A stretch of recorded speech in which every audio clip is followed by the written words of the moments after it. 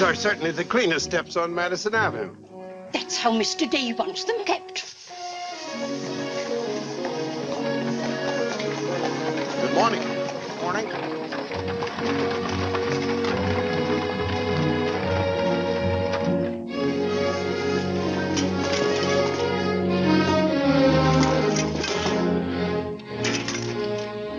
You're new here, aren't you? Just this morning.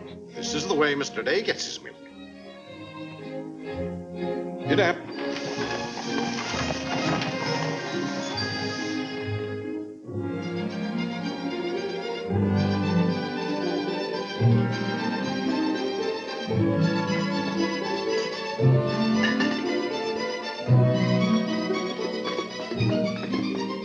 Annie, be careful of this dish. You could burn your hands. And keep the cover on till you're ready to serve them. Mr. Day likes his muffins hot. I'll do that.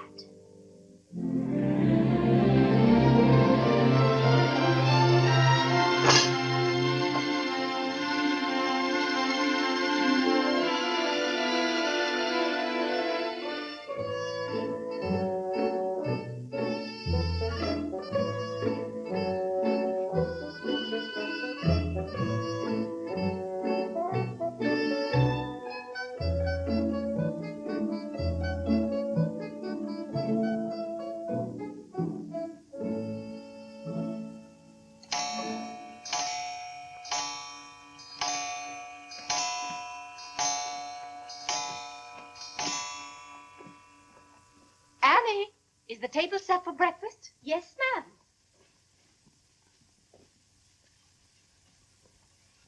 Good morning, ma'am. Good morning, Annie. How are you getting along? All right, ma'am. I hope. Now, don't be nervous just because this is your first day. Everything's going to be all right. But I do hope nothing goes wrong. Oh, no, Annie. The cream and sugar go down at this end. Oh, I thought in the center, ma'am. Everyone could reach the mason. Mr. Day sits here. Oh, excuse me. I didn't know where to place the napkins, ma'am. You can tell by the rings. The boys have their initials. C for Clarence. He sits here. J for John. Here. W for Whitney. He sits over there, next to his father. Yes, ma'am. And the one with the little dog on it is Harlan's, of course. He's the baby. This narrow, plain one is mine. And this is Mr. Day's. It's just like mine, except that it got bent one morning. Oh, and that reminds me, Annie, always have Mr. Day's coffee piping hot. Yes, ma'am. And whenever Mr. Day speaks to you, just say yes, sir. Don't be nervous. You'll get used to him. Yes, ma'am. Oh, that beautiful rubber plant. I'm so glad it came. You mustn't water it every day. Too much moisture makes it very unhappy. Oh, good morning, Mother. I thought you were still upstairs. Good morning, Clarence. Father must be talking to himself. A redhead. Did you sleep well, Mother? Yes, thank you, dear. Golly, I'm hungry. Oh, and Annie, we always start with fruit in the morning, except the two younger boys who have their porridge and milk. Jiminy, another wreck on the New Haven. That always disturbs the stock market. Father won't like that. I do wish the New Haven would stop having wrecks if they knew how it upset your father. My soul and body, Clarence, what's happened to your coat? Oh, it ripped open again. Margaret mended it for me, but it won't stay mended. Oh, dear. Well, I'll just have to speak to your father about a new suit of clothes. Clarence, why did you take my H2S so far out of our clothes closet? I've told you 100 times that closet's not to make experiments in. Two. Good morning, Mother. John, have you been making those chemical smells again? No, Mother. I'm making an electric battery. It'll ring a bell and everything. You know your father doesn't like electricity. But, Mother, everything's going to be electricity. Not in this house. Oh, God! What's the matter, Claire? What's wrong? Where's my necktie? Which necktie? The one I gave you yesterday. It isn't pressed yet. I forgot to give it to Margaret. I told you distinctly I wanted to wear that necktie today. You've got plenty of neckties. Put on another one right away and come down to breakfast. I don't know what this world's coming to. Mother, may I have my breakfast early? I'm going to play baseball. 3. Whitney, before you leave the house, you have to study your catechism. But, Mother, they're going to let me pitch today. Good morning. Who won? The Giants, 7-3. Buck Ewing hit a home run. Let me see. Boys, don't wrinkle the paper before your father sees it. Mother, could you ask me my catechism now? I think I know it. Well, let's see. What is your name? Whitney Benjamin. Who gave you your... Come and help me down, Mother. There are steps to come down, Mom. Good morning, darling. Good morning, Mother. How's your finger? It itches. Good, that's a sign it's getting better. Come along. Oh. Let's see, what was I doing? Oh, yes, the catechism. Who gave you your name?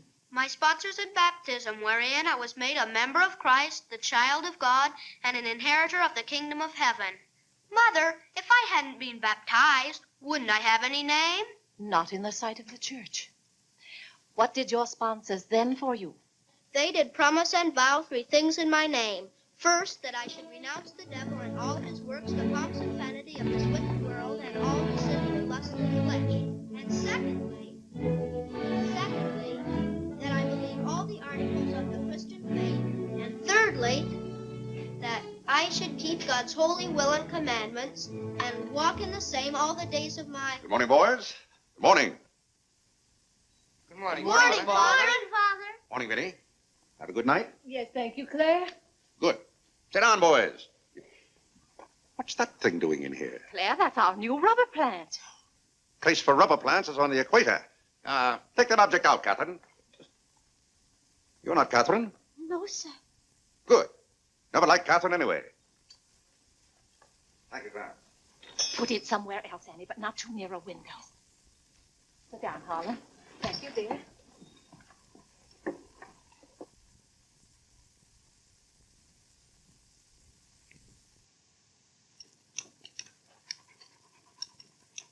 Where did that dog come from? She'll behave, Mother. I've talked to her. What did you say? Claire, that new suit looks very nice. Blasted tight. You put on a little weight, dear. I weigh just the same as I always have. Well, Clarence has just managed to ruin the only decent suit he has. I'm sorry, but I'm afraid he'll need a new suit of clothes. Vinny, Clarence has to learn not to be so hard on his clothes. But, Father, I thought... When you start in Yale in the fall, you'll be completely outfitted. But nothing this summer. Can't I have one of your old suits cut down for me? Every suit I own still has plenty of wear in it. I wear my clothes until they're worn out. Well, if you want your clothes worn out, Clarence can wear them out much faster than you can. Yes, and, Father, you never get a chance to wear yours out. Every time you get a new batch of clothes, Mother sends the old ones to the missionary barrel. I guess I'm just as good as any old missionary. Clarence, before you compare yourself to a missionary, remember the sacrifices they make. Oh, I don't know, Vinny. I think my clothes would look better on Clarence than on some Hottentot.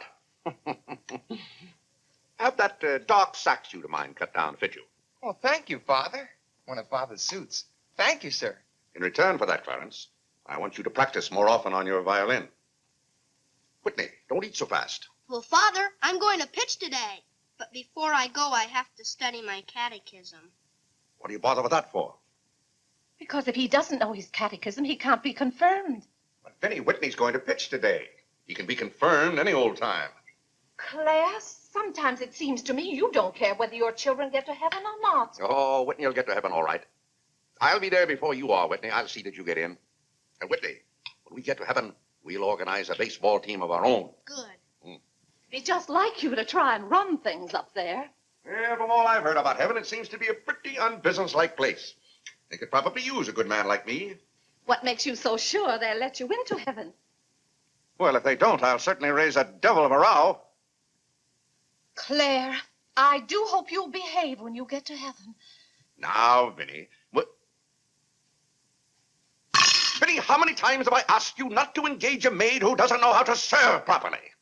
Claire, can't you see she's new and doing her best? How can I serve myself when she's holding that platter over my head? Hold it lower, Annie. Yes, ma'am. What became of the one we had yesterday? I don't know why you can't keep a maid. Oh, you don't? Why on earth can't you run your house the way I run my office? All I want is service. What the devil's that noise? It's Annie. Annie? Who's Annie? The maid. I'll take it, Annie. Claire, aren't you ashamed of yourself? What have I done now? You made her cry speaking to her the way you did.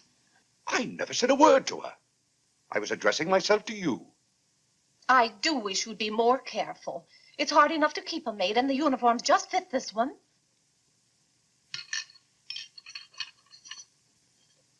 What's the matter, Claire? What's wrong?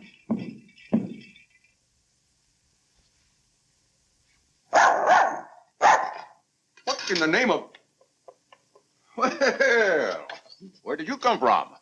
Who do you belong to? She's mine, Father. Her name is Princess. Looks more like a prince to me. What's wanted? Margaret, this bacon's good. Oh, Well, it's good. yes, sir. Harlan, how's that finger? Come here, let me see it. Yes, Father.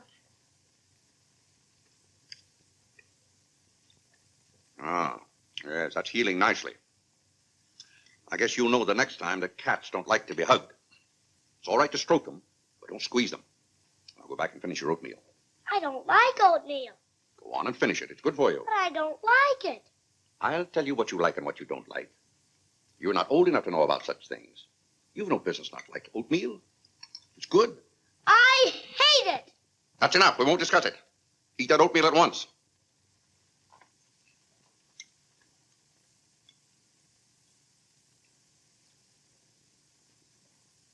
Ah.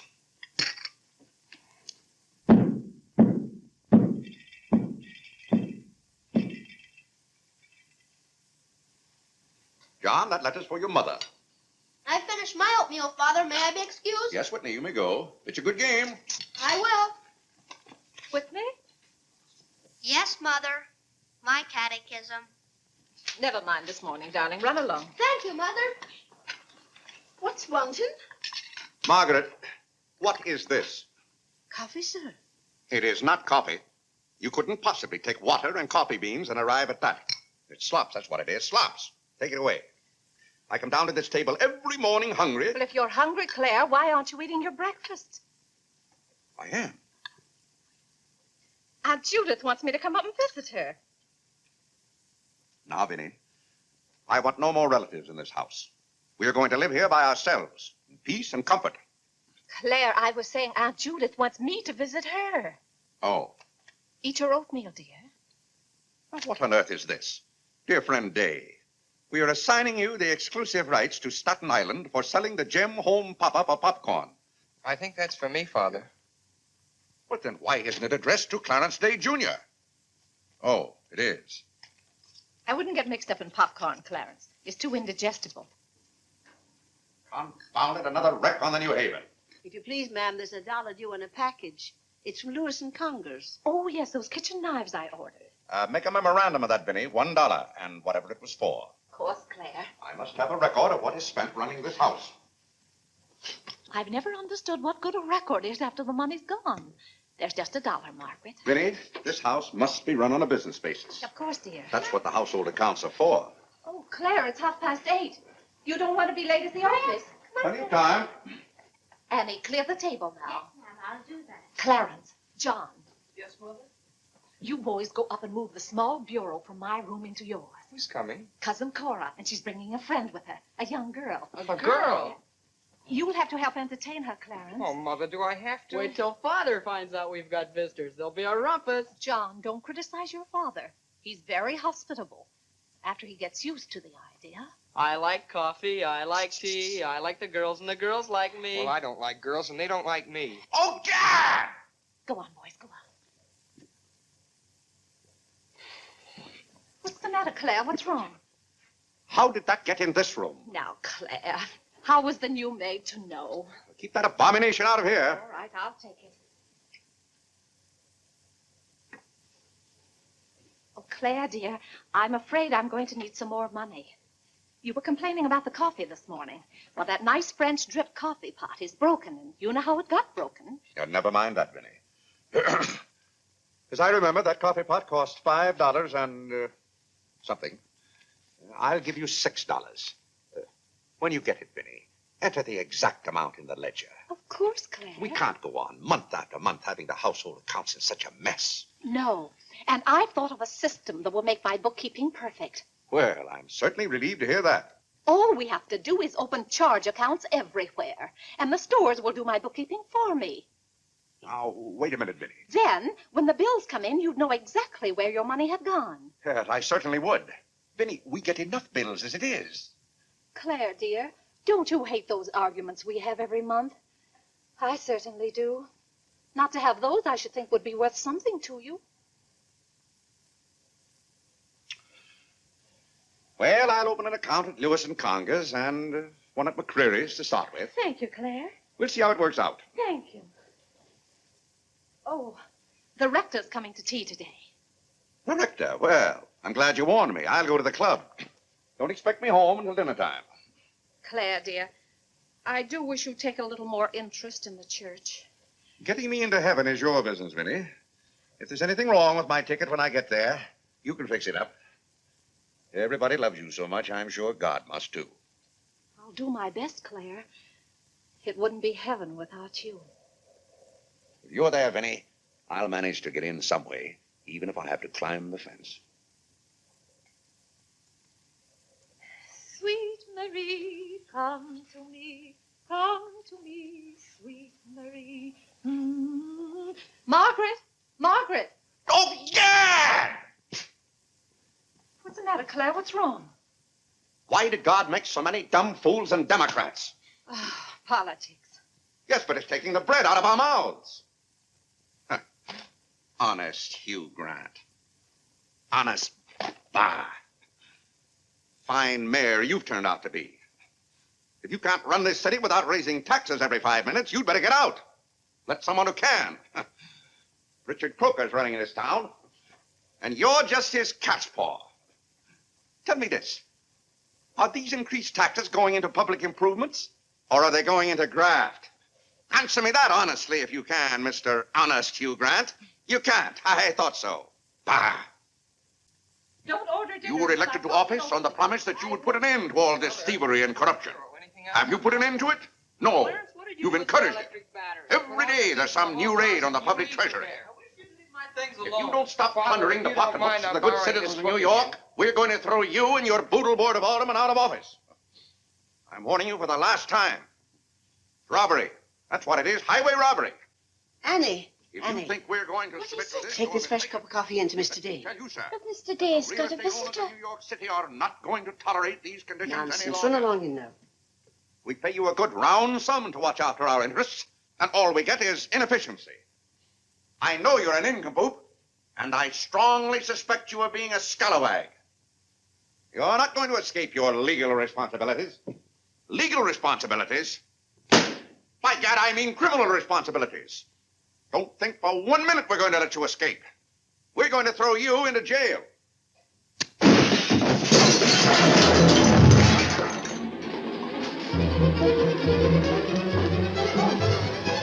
Annie, are you hurt?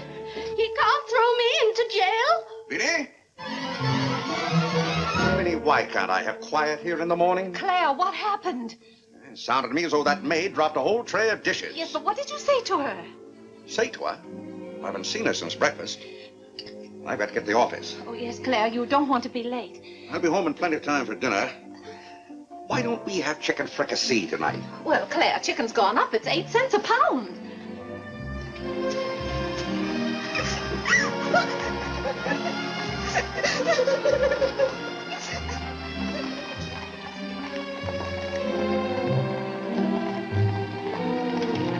Where the devil's she going, dressed up like that?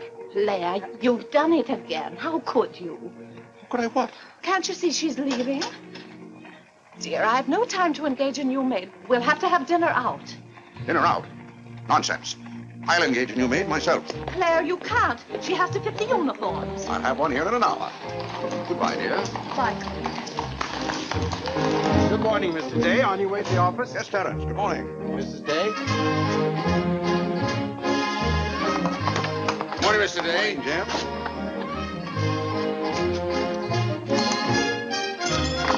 Get here.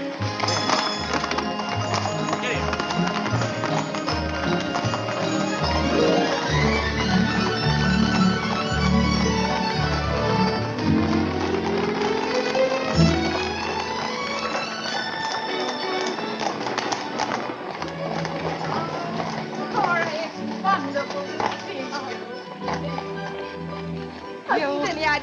getting younger and prettier every year. Oh, this is Mary Skinner. Ed Skinner's daughter. My goodness, I never would have known you.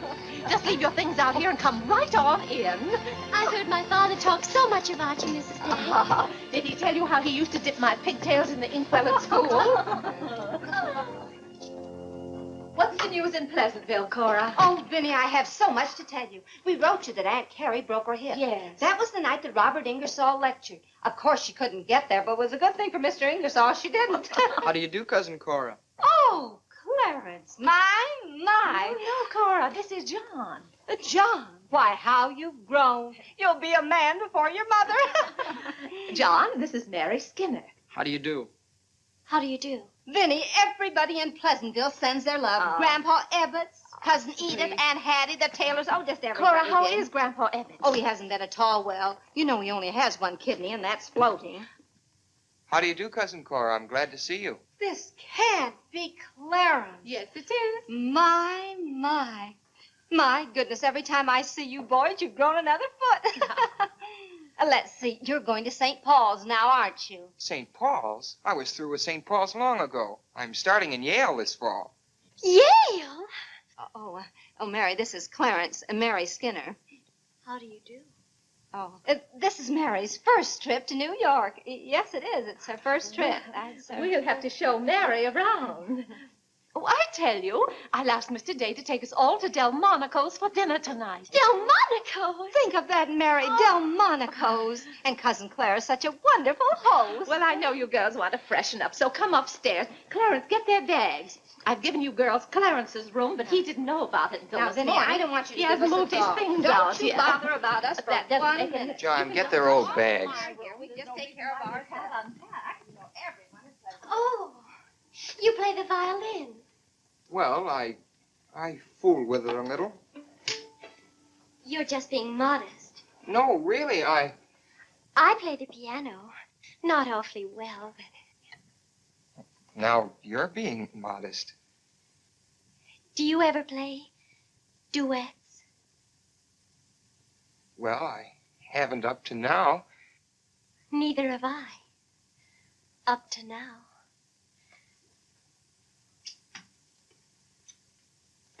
Cora didn't tell me about you. I never met a Yale man before.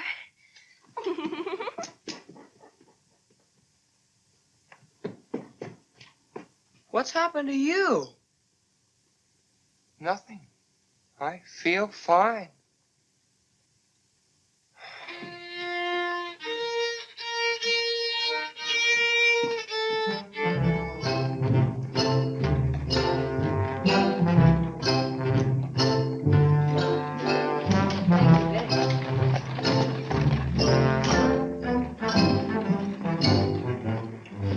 Where do you keep them? Do you wish a domestic servant? Where do you keep them? I will take your name and address. Confound it, I'm late at the office now. If you will give me the details as to what kind of person you require. I'm asking you where you keep them. Why, the girls are in there, but clients are not allowed in that room. If you will tell me the kind of a position you wish to have filled, I will be very glad to...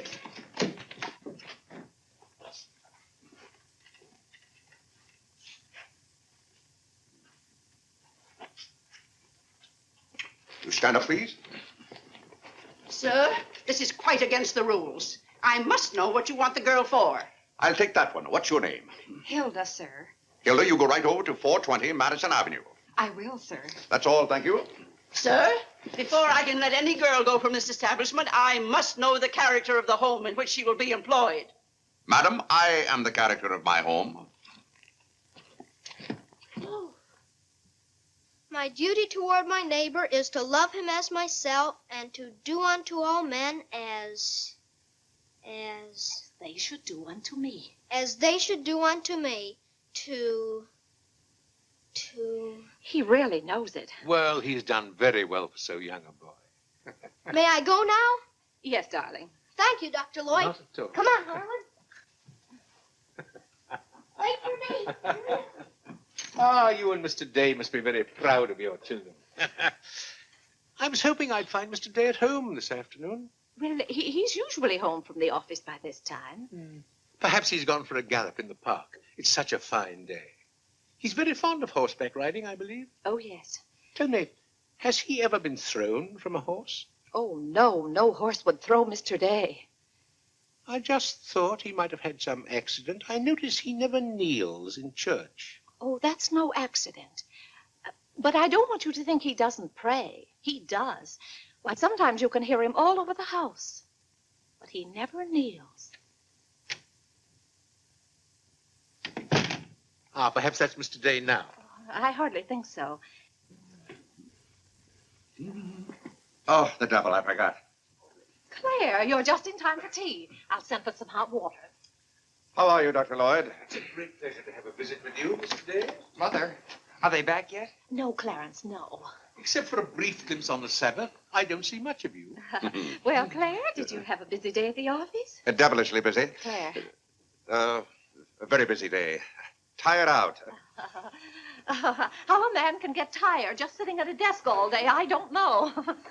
I suppose Wall Street is just as much a mystery to you as it is to me, Dr. Lloyd. No, it's all very clear to me. My mind often goes to the businessman. The picture I'm most fond of is when I envision him at the close of the day's work.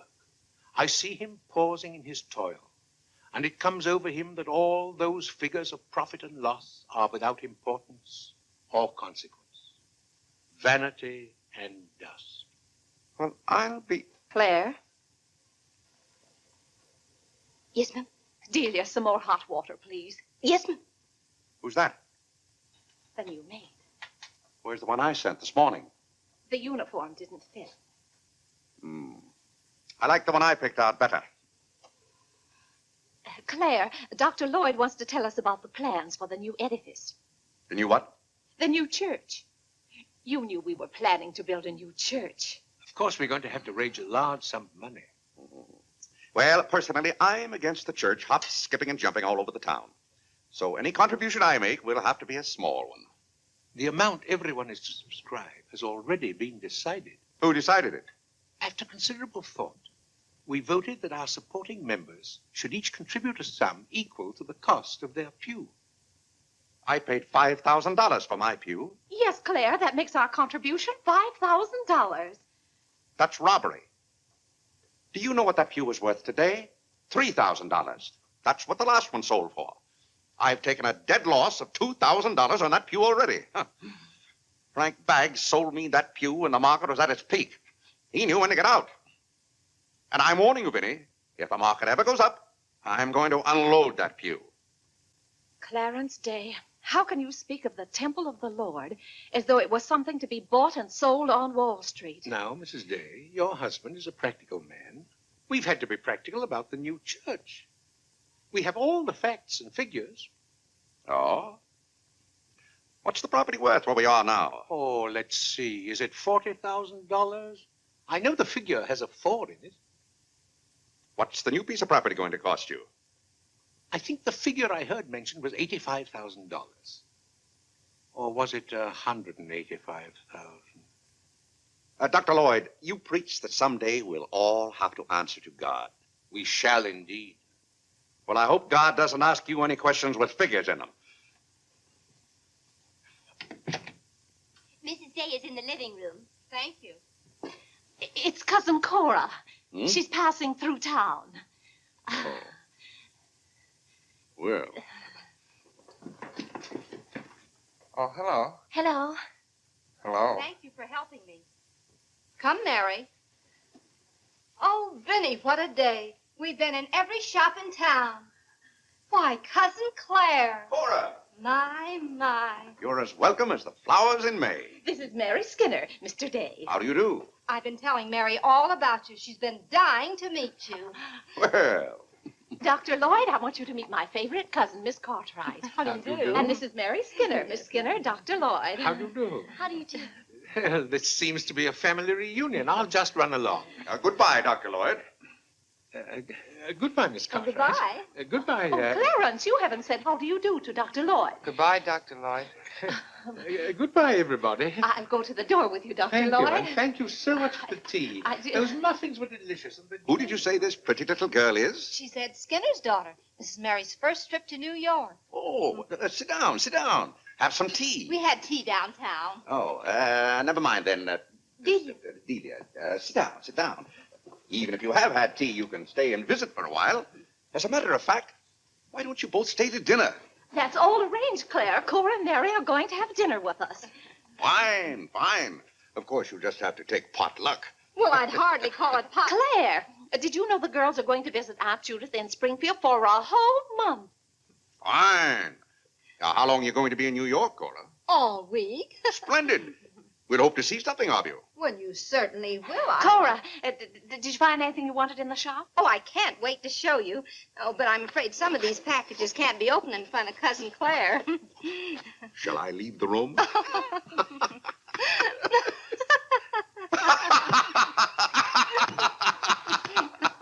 Oh, Clarence, would you take the packages in the hall up to our room, or should I say your room? Wasn't it nice of Clarence to give up his room to us for a whole week? Cora, come on, I just can't wait to see what's in those packages. Well, we'll be back soon. Vinny, I wish to speak to you before you go upstairs. I'll be down in just a minute, Claire. I wish to speak to you now. I'll be up in just a minute, Cora. It's all right, Vinny. Come along, Mary. Are those two women encamped in our house? Now, Claire. Answer me, Vinny. Now, Claire, you know. Answer me. Just a minute. Clarence.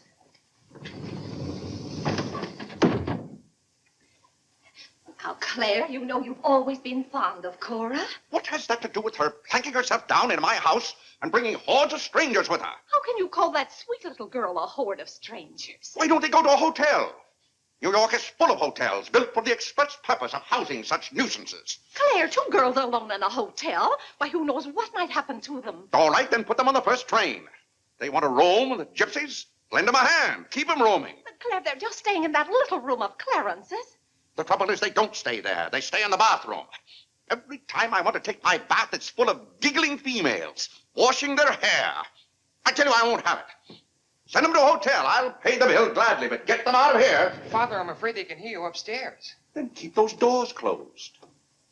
Clarence, you open those doors. Open them all the way. Now, Claire, you be quiet and behave yourself. They're here, and they're going to stay here. That's enough, Vinny. I want no more of this argument.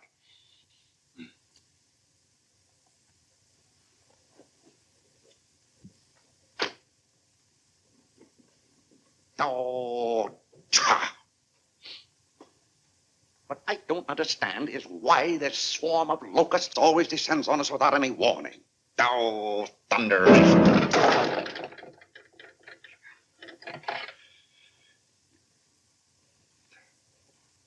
Vinny. Dear Vinny.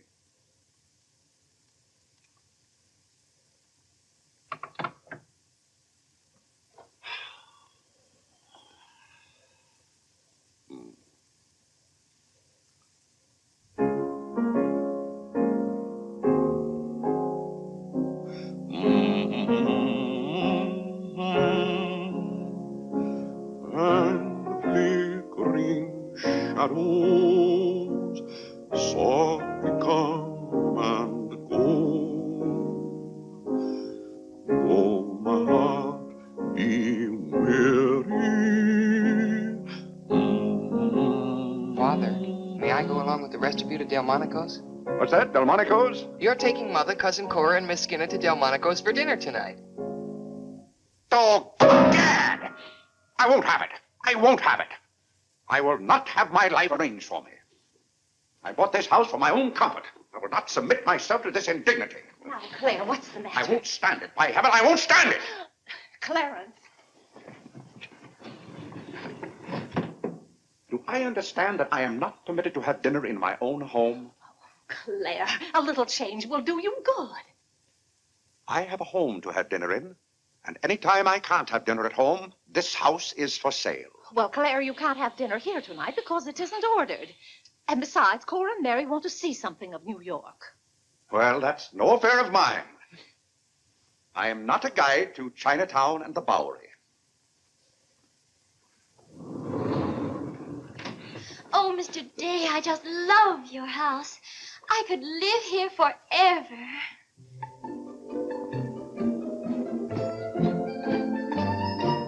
Cora's waiting for you, Mrs. Day. Oh, yes, I'll run right up.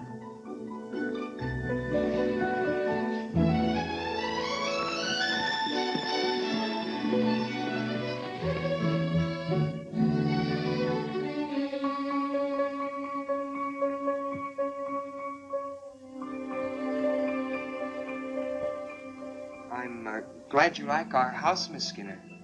I like it very much, Mr. Day. Praise from a stranger is approbation indeed. At home, our living room is green. I like green.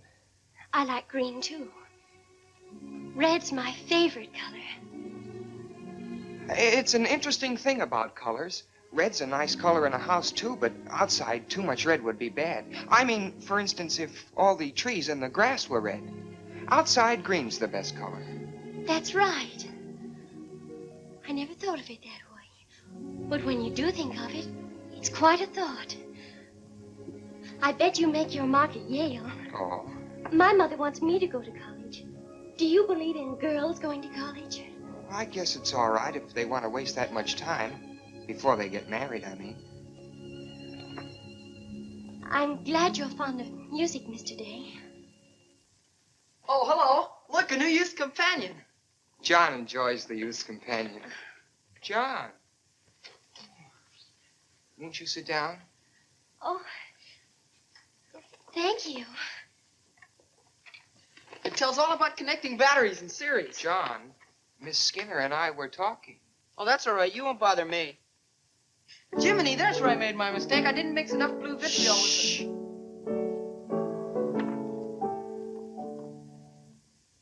Oh, don't stop.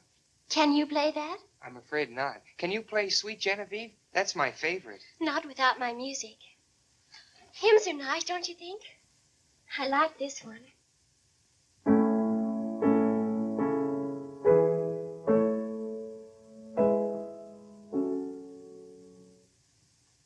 That's funny. The words are the same, but it's the wrong tune. Oh, it can't be the wrong tune. We sing it exactly that way in church. We don't sing it that way in the Methodist church. You see, we're Methodists. Oh, that's too bad. Oh, I don't mean it's too bad that you're a Methodist. Anybody's got a right to be anything they want, but what I mean is we're Episcopalians. Yes, I know. Anyway, the words are the same. Shall we begin?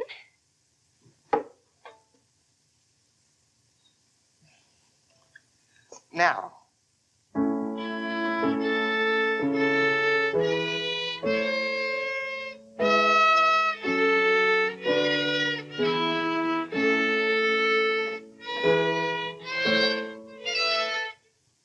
Oh, dear. Well, what's wrong? Shall we try again?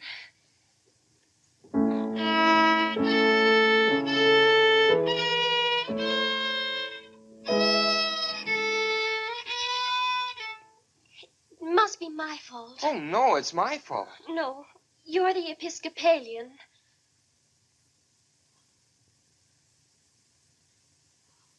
I just remembered something.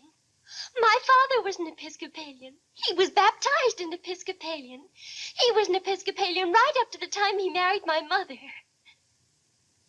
She was the Methodist. Oh.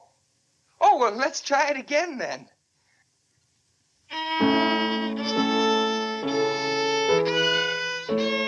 Well, Clarence, if you're going to Delmonico's with us, you'd better get dressed. Am I going too? Jiminy. Thank you, Father. Be ready in just a minute, Mother. Minnie, that young lady looks about the same age you were when I came out to Pleasantville to rescue you. Rescue me? You came out there to talk me into marrying you. Well, it worked out just the same. Ah.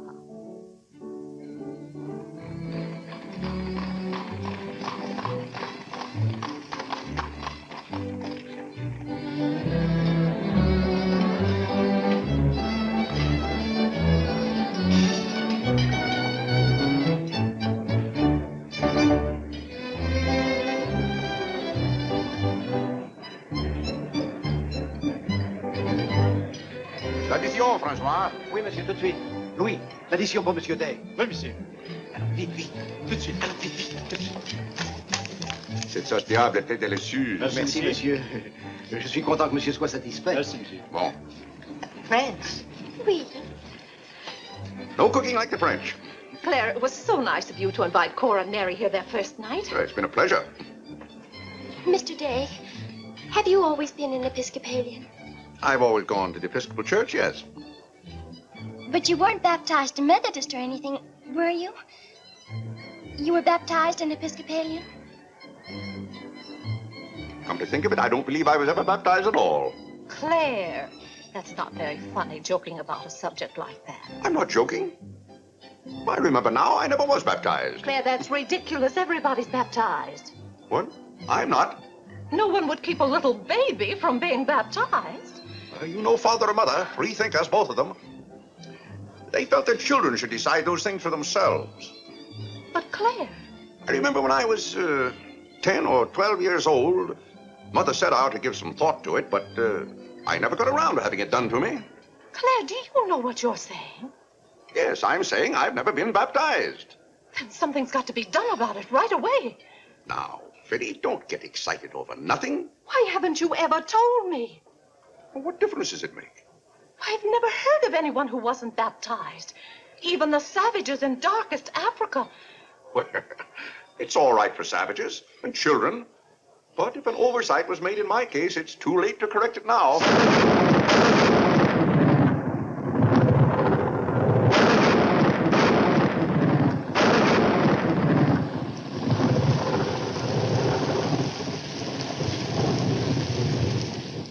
What if you're not baptized? You're not a Christian. Why, confound it, of course I'm a Christian. A mighty good Christian, too. A lot better Christian than those psalm singers in church. But you can't be if you won't be baptized. I won't be baptized, and I will be a Christian. I'll be a Christian in my own way. Claire, don't you want to meet us all in heaven? Of course, and I'm going to. But you can't go to heaven if you're not baptized. Ah, that's a lot of folderol. Clarence Day, don't you blaspheme like that.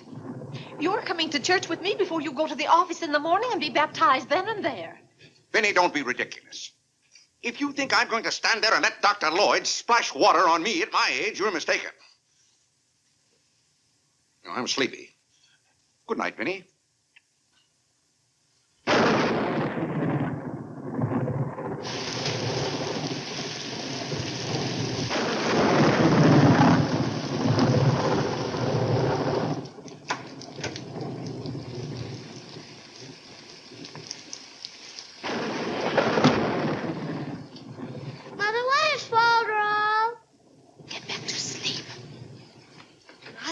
Yes, Whitney. If Father hasn't been baptized, he hasn't any name. In the sight of the church, he hasn't any name. That's right. Maybe we're not even married.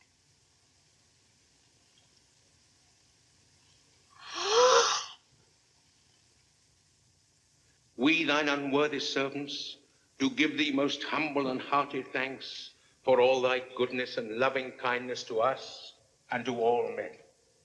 We bless thee for our creation, preservation, and all the blessings of this life.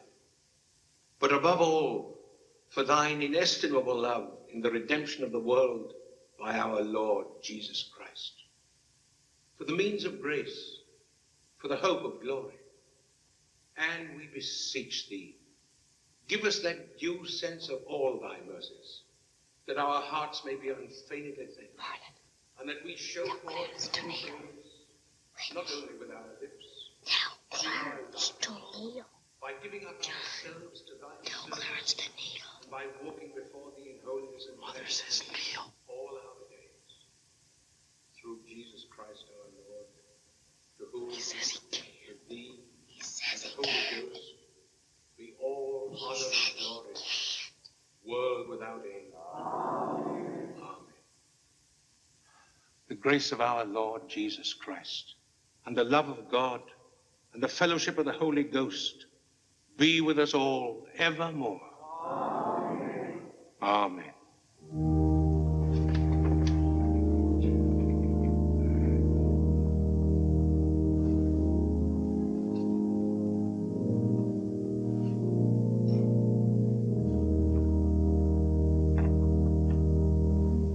And so, my friends, what comfort and security it gives us when we have reached the age of understanding to know that the rite of baptism has not been neglected in our infancy or youth, Can you imagine any man who has reached maturity with the knowledge that he had never been baptized, failing to hasten to the holy font that his soul might be saved?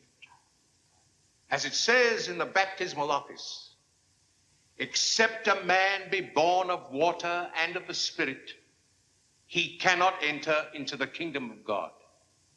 He that believeth and is baptized shall be saved, but he that believeth not shall be damned.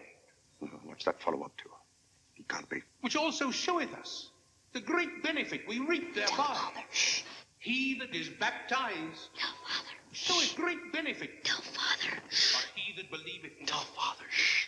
cannot enter into the kingdom of God. Father says. Shh.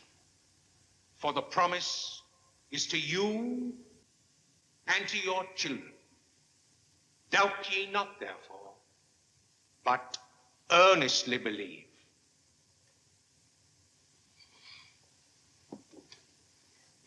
In the name of the Father, and of the Son, and of the Holy Ghost. Amen. Amen.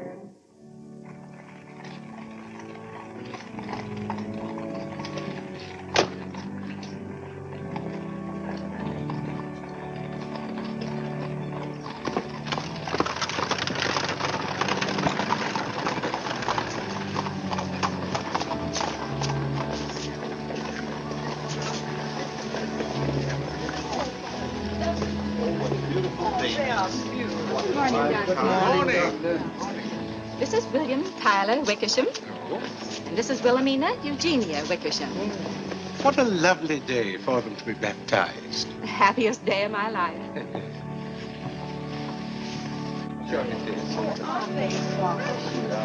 Lovely. Thank you, Melinda.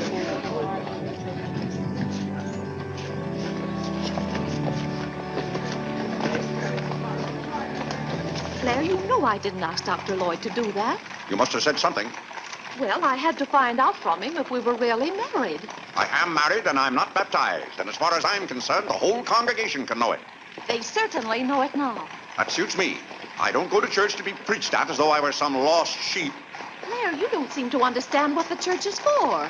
Minnie, if there's one place the church should leave alone, it's a man's soul.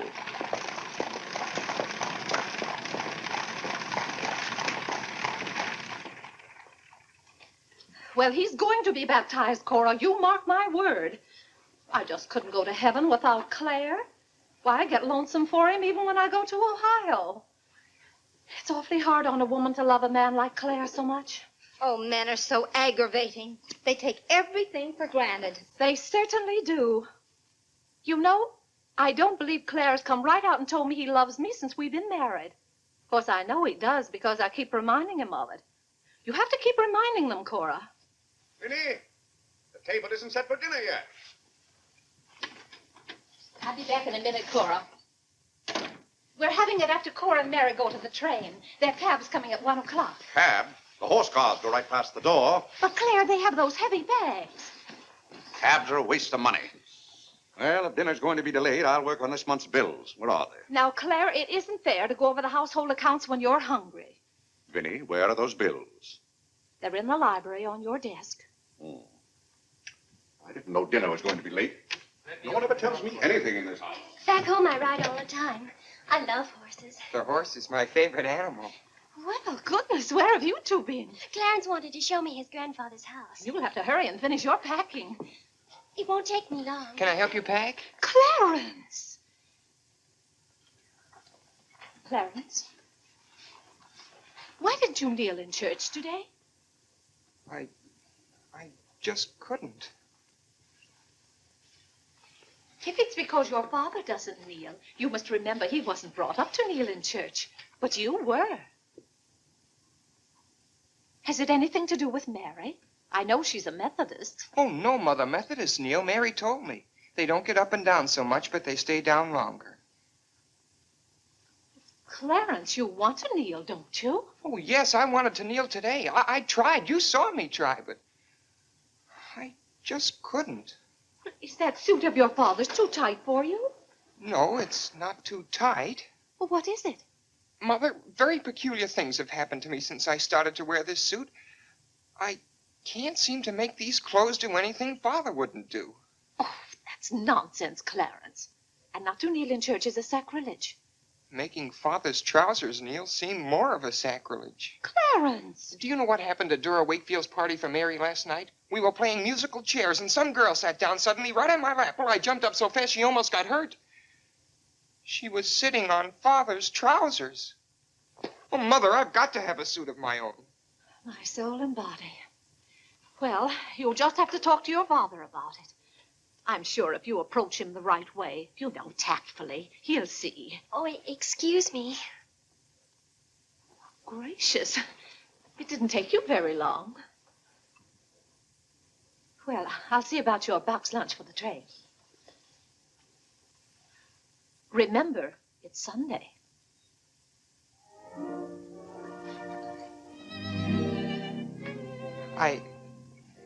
I was hoping we could have a few minutes together before you left. Cora had so much to do, I wanted to get out of her way. Well, didn't you want to see me? I did want to tell you how much I've enjoyed our friendship. Oh, hello. Mother told us to sit in the living room till dinner's ready. Not on the best sofa. Hello. Have you ever been out on our porch? Oh, yes. Well, let me show it to you. It's awfully hard to grow up in a family with children. My, I've never known a week to pass so quickly.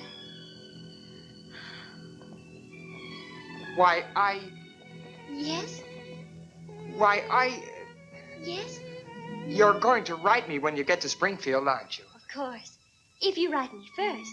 But you'll have something to write about, your trip and Aunt Judith and how things are in Springfield. You write me as soon as you get there. Maybe I'll be too busy. Maybe I won't have time. Well, you find the time. Let's not have any nonsense about that.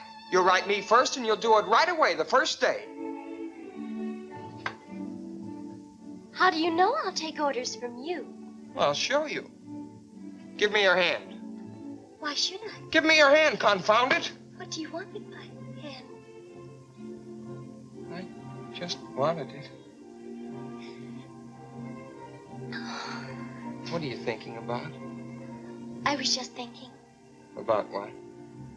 I was hoping you'd write me first, because that would mean you liked me. Well, what's my writing first got to do with liking you? You do like me then. Of course I do. I like you better than any girl I ever met. But you don't like me well enough to write first. Well, I don't see how one thing's got anything to do with the other. But a girl can't write first because she's a girl. Well, that's nonsense. If a girl has something to write about and a fellow hasn't, there's no reason why she shouldn't write first. You know, the first few days I was here, you'd do anything for me. And then you changed. You used to be a lot of fun. Then all of a sudden you turned into an old sober sides. Why, you even dress like an old sober sides. What's the matter? I just happened to remember something. What? Oh, I know. It's because this is the last time we'll be together. Mary, please. But, Clarence, we'll see each other in a month when I come back. Oh, Clarence, please write me first, because that'll show me how much you like me. Please. I'll show you how much I like you. Get up, get up! Oh, Mary, don't do that. Please don't do that. Now you'll think I'm just a bold and forward girl. Oh, no, it's not that. Was it because it's Sunday? No, it'd be the same any day. Oh, you just didn't want me sitting on your lap. Oh, it was nice of you to do it. It was nice of me, so you told me to get up. You just couldn't bear to have me sit there. Oh, well, you needn't write me first. You needn't write me any letters at all, because I'll tear them up without opening them. I never want to see you again. Oh, Mary, listen to me. Mary, please. Oh, Mary.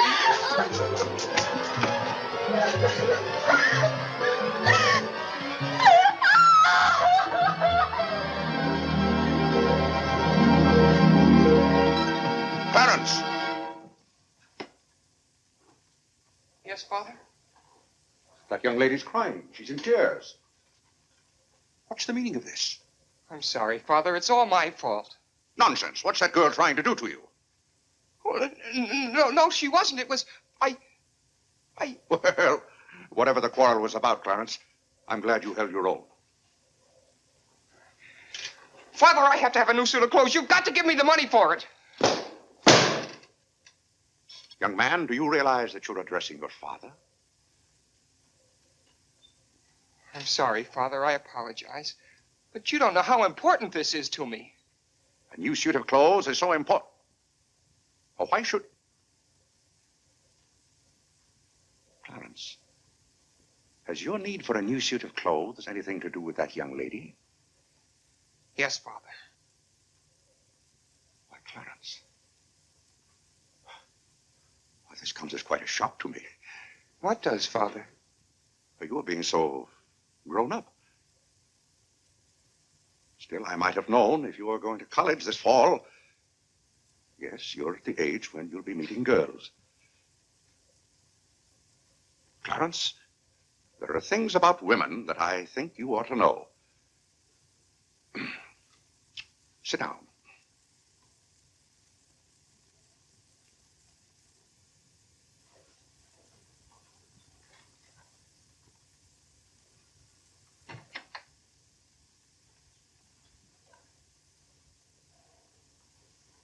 Yes, I think it's better for you to hear this from me than to have to learn it for yourself. Clarence, women aren't the angels that you think they are. Well, now, first let me explain this to you. You see, Clarence, we men have to run this world, and it's not an easy job. It takes work, and it takes thinking. A man has to reason things out. Now, you take a woman. A woman thinks... No, I'm wrong right there. A woman doesn't think at all. She gets stirred up. And she gets stirred up over the most confounded things. Now, I love my wife just as much as any man, but that doesn't mean that I should stand for a lot of falderall. By gad, I won't stand for it. Stand for what, Father? That's the one thing I shall not submit myself to. Clarence, if a man thinks a certain thing is wrong, he shouldn't do it. If he thinks it's right, he should do it. Now, that has nothing to do with whether he loves his wife or not. Who says it has, Father? They do. Who, sir? Women. They get stirred up. And then they try to get you stirred up, too. But don't you let them do it, Clarence. Don't you let them do it. Now, if you can keep reason and logic in the argument, a man can hold his own, of course. But if they can switch you, pretty soon the argument's about whether you love them or not. I swear I don't know how they do it. But don't you let them, Clarence. Don't you let them. I see what you mean so far, Father. If you don't watch yourself, love can make you do a lot of things you don't want to do. Exactly. But if you do watch out and know just how to handle women, then you'll be all right. All a man has to do is be firm. You know how sometimes I have to be firm with your mother. Yes, but Father, what can you do when they cry? Well, that's quite a question. You just have to make them understand that what you're doing is for their good. I see. Now, Clarence, you know all about women.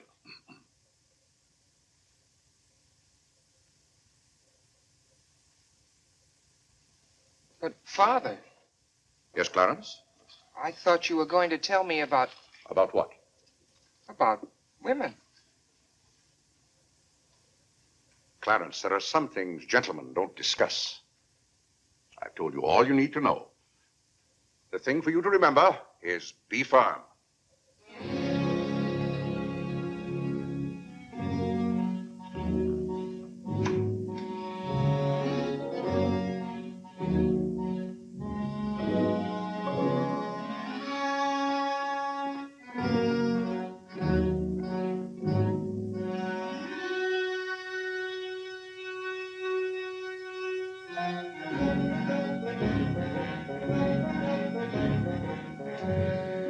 Mary, when you get to Springfield, the very first thing you...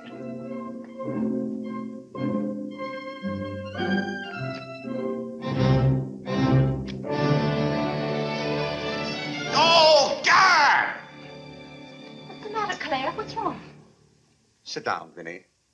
Oh, Claire, Cora and Mary are leaving any moment Sit down. now. Vinny, you know I like to live well, and I want my family to live well. But this house must be run on a business basis. I must know how much money I'm spending and what for. For instance, if you recall, a week ago I gave you $6 to buy a new coffee pot. Yes, because you broke the old one. You threw it right on the floor. I'm not talking about that. Now I find here among my... It was a pity to break that nice coffee pot, Claire. It was imported from France, and that little shop has stopped selling them. But what has that They said the tariff wouldn't let them, and that's your fault because you're always voting to raise the tariff. The tariff protects America against cheap foreign labor. Now, this bill... The tariff does nothing but put up the prices, and that's hard on everybody, especially the farmer.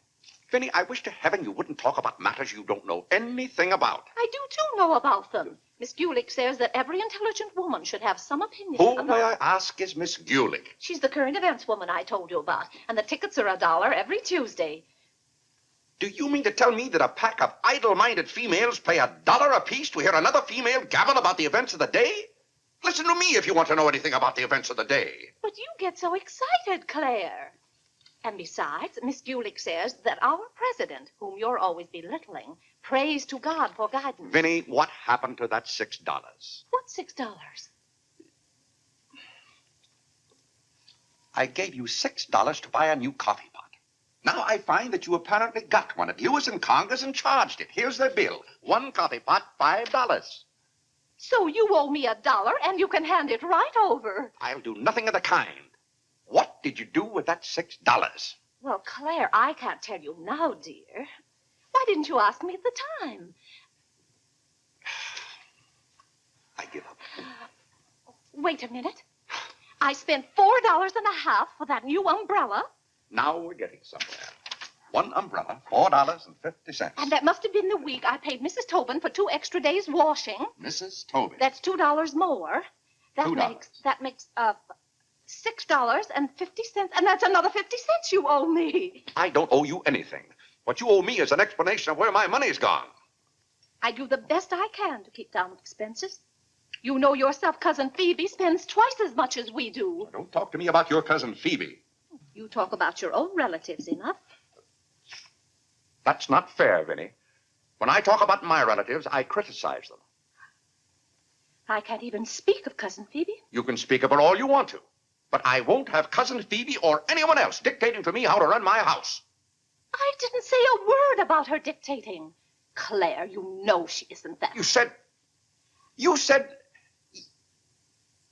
Well, I don't know what you said now. You never stick to the point. Now, we're going over this account book, item by item. I find here a bill for $38. I don't know what you expect of me. I tire myself out chasing up and down those stairs all day long, trying to look after your comfort, to bring up our children. I do the mending and the marketing. Now you want me to be an expert bookkeeper, too.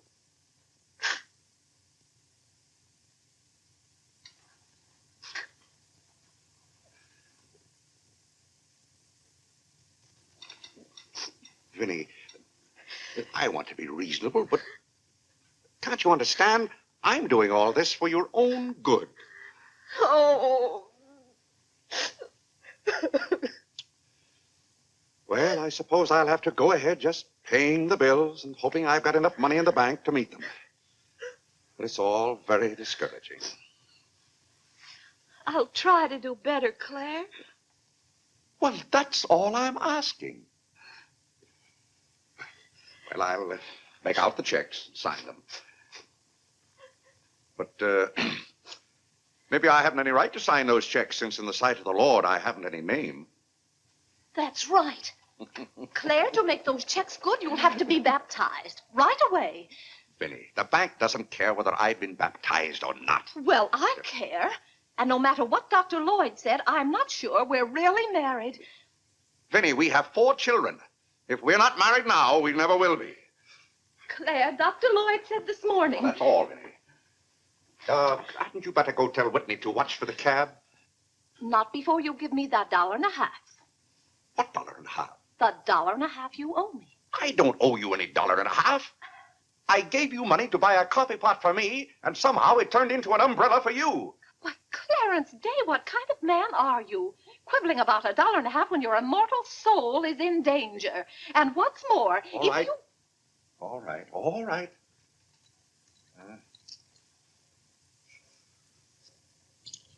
Thank you, Claire. Now the accounts are all straight again.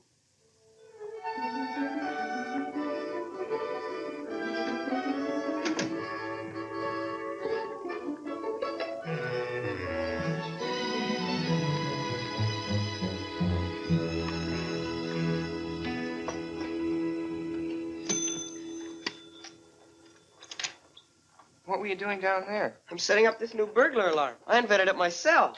Have you got any money you can lend me? No, you owe me 30 cents now. Well, I'll give you my stamp collection and my piece of John Wilkes Booth's finger. How much? Enough to get a new suit of clothes? If you can wait a month till I hear from the patent office in Washington, I may be rich. Well, I can't wait that long. Maybe I could get it sooner. I'm going to look into something else tomorrow. Wanted, an energetic young man to sell household necessity. Liberal commission. Apply 312. What? John, let me have this job. Why should I give you my job? They're hard to get. But I've got to get a new suit of clothes. Maybe I could get the job for both of us. I'll ask the man.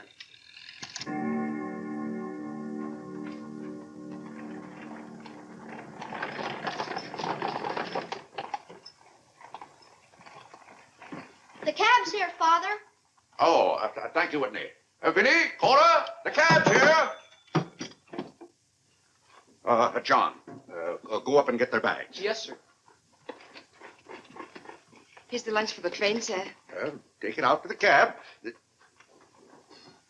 Who's that one? It's Ellen. Delia left yesterday. I don't know where your mother finds them. Now, Vinny, don't you let Clara worry about us. We have plenty of time. Take the bags right on out, John. Yes, sir. Well, goodbye, Clarence. It was so nice to see you Goodbye, again. Cousin Cora. Goodbye, Whitney. Now, you be a good boy. Goodbye, Cousin Cora. Goodbye, Harlan. Goodbye. Keep out of mischief. Come along, everybody. Don't keep the cab waiting. Cabs cost money. If there's one thing Mr. Day can't stand, it's to keep a cab waiting. If there's any waiting to do, there's a waiting room at the Grand Central Depot just for that. Mary, aren't you even going to shake hands with me? I don't think I'd better. You may remember that when I get too close to you, you feel contaminated. Mary, you're going to write to me, aren't you? Are you going to write first? No, Mary. There are times when a man must be firm. Mary, Mother says you better hurry out before Father starts yelling. It's Sunday. Goodbye, John. I'm very happy to have made your acquaintance. Thank you. May I help you? No, thank you. Take care of yourself. Goodbye, Mr. Day. Goodbye, Mary. Goodbye, Mrs. Day. I've had a wonderful Goodbye, time. Mary. Bye-bye. Goodbye. Goodbye, Cousin Claire. Goodbye, Cora. Goodbye, Cora.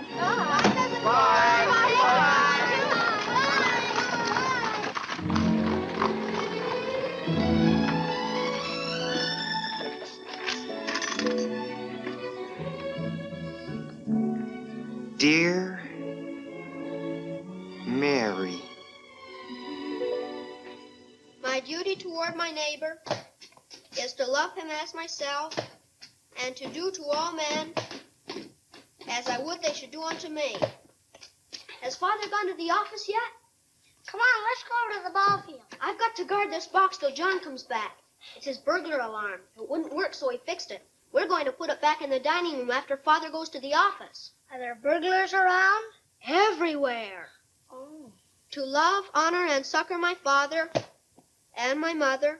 Why do you have to learn that? Because if I don't, I'll go to hell. Father's going to hell. He is not. Yes, he is, because he isn't baptized. He'll go to hell and burn for 1,000 years. He won't. He won't. He'll be in a lake of fire and brimstone, and 1,000 devils with pitchforks will be poking at him. No, Mother, don't let them. Father will hear you. No, I don't. Oh, come on, you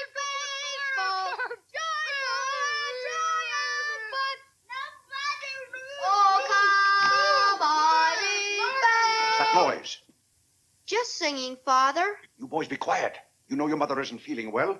Yes, Father.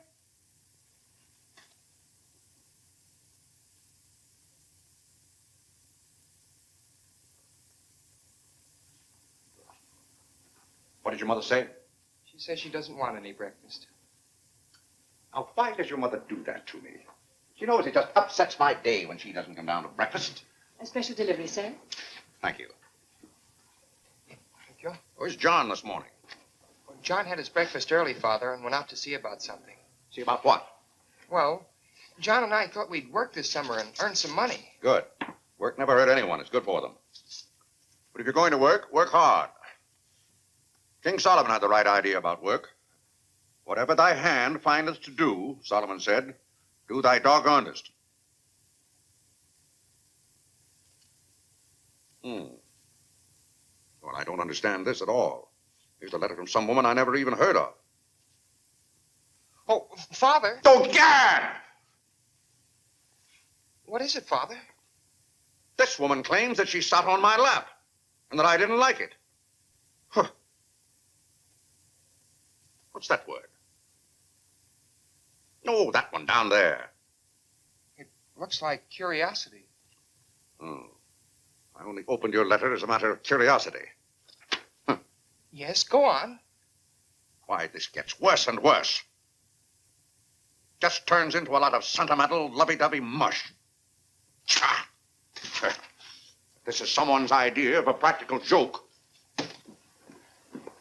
What's the matter, Claire? What's wrong? Nothing wrong. Just a fool letter. How are you feeling, Vinny? I thought you needed me. If you don't, I'll go back to bed. Oh, no. Come sit down and get some food in you. Do you good. Build up your strength. Yeah, here, sit down. Here, what's this one's name? Nora. Nora, get Mrs. Day some bacon and eggs. No, Nora. Bring me a cup of tea up to my room. Yes, ma'am. Oh, Vinny, it's just weak to give in to an ailment. I notice when you have a headache, you yell and groan and swear enough. Well, that's to prove to the headache that I'm stronger than it is. I think I've caught some kind of germ. Some of my friends have had to send for the doctor. The doctor? Oh, poppycock. But Claire, dear, when people are ill, you have to do something. Certainly I have to do something. Cheer them up. That's the way to cure them. How would you go about cheering them up? I? Oh, I'd tell them, bah.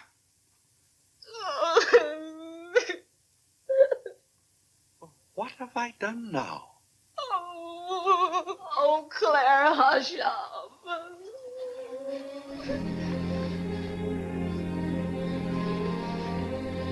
Hey, I didn't mean to upset you.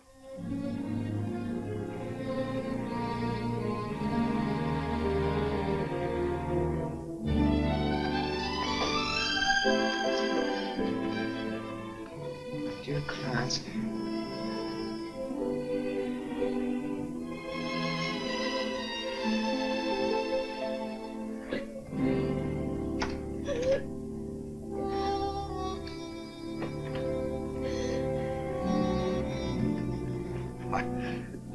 I was just trying to help you. You know, when you take your bed, I have a confounded lonely time around here. So when I see you getting it into your head that you're not feeling well, I want to do something about it. Just because some of your friends are giving into this, no reason why you should imagine you're ill. Claire, stop. Get out of this house and go to your office.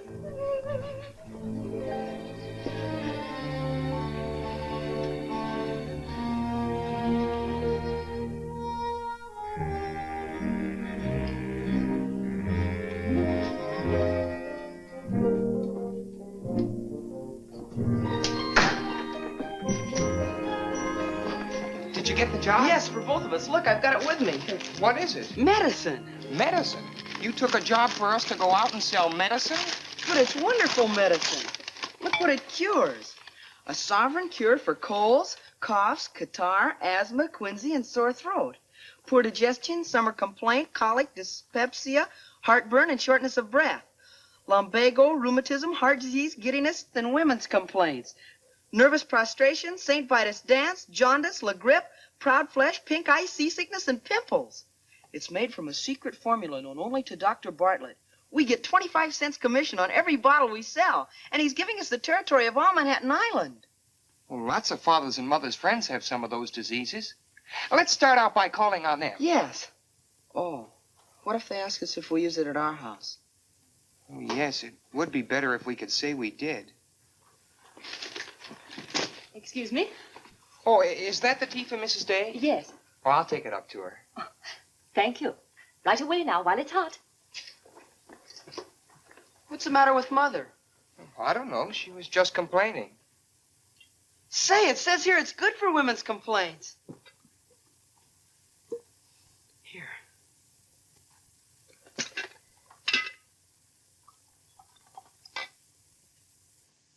Yes, sir. Chesapeake and Ohio and 8. New York Central, 3/4. I'd like to see Mr. Day about those Morris and Essex bonds. Today is very busy this morning. You'll have to wait.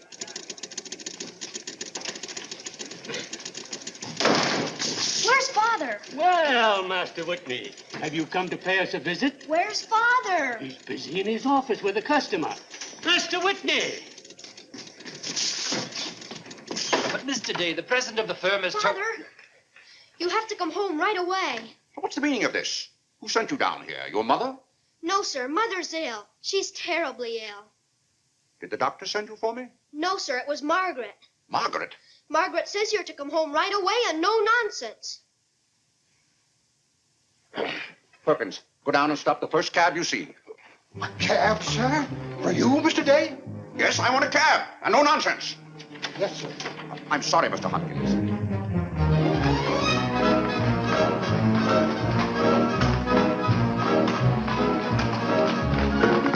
Confound you, can't you go any faster?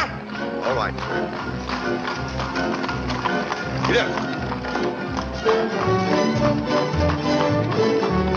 Get up there, do you hear me? Get up!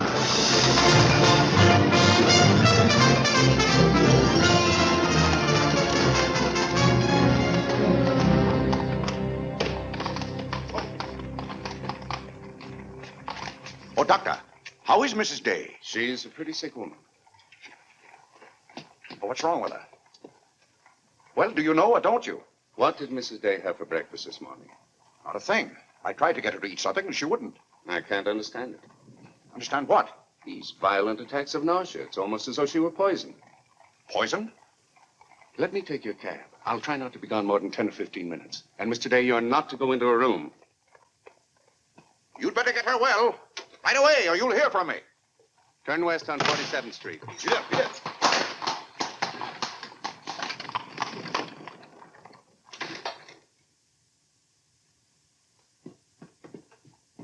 How is Mother? I don't know. Well, she better be good and sick, or Father may be mad at me for getting him up here, especially in a cab. Has your father come? Yes, just now. Where are you going, Margaret? I have to go for the minister.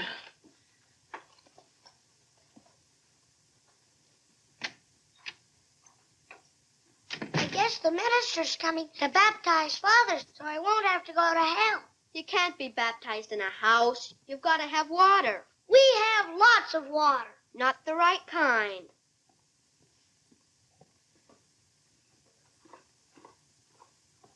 Is Mother better, Father? How can I tell? She wouldn't let me in the room with her. These confounded doctors never know what's the matter with anybody.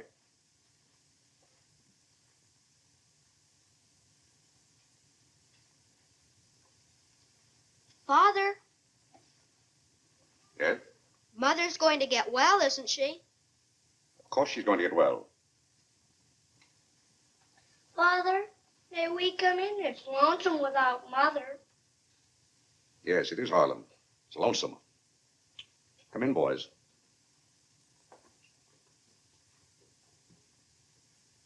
What have you been doing, Harlan? Nothing. They won't let me upstairs. What about you, Whitney? I was supposed to learn the rest of my catechism. Will you hear me, Father? Yes, Whitney, I'll hear you. Start here. How many parts are there in a sacrament? 2. The outward visible sign and the inward spiritual grace. What is the outward visible sign or form in baptism? Water, wherein the person is baptized in the name of... You haven't been baptized, have you, Father? Whitney, what is the outward visible sign? Water, wherein the person... You don't know it well enough, Whitney. You'd better go and study it some more. You want me to read to you, Harlan? Father, are they going to put you into hell? Whitney, take Harlan with you.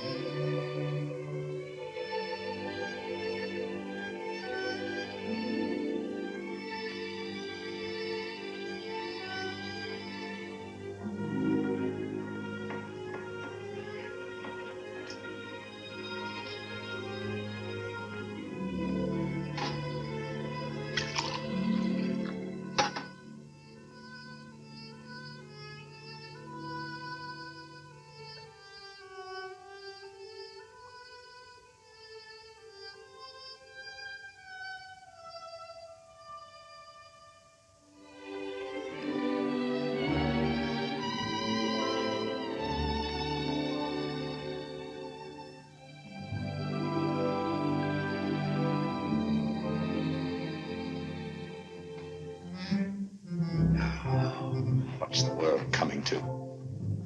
Everybody's sending for doctors. Doctors don't do you any good. Only make you feel worse. All poppycock. Who's ringing that bell? Stop that noise! Stop it, I say! What idiot's ringing that bell? Mr. Day, we must all be quiet. Mrs. Day is very ill. I know she's ill. Go up and see if she needs anything. And what are you doing out of the house? Send for the minister. The minister? He'll be right in. He's paying off the cab.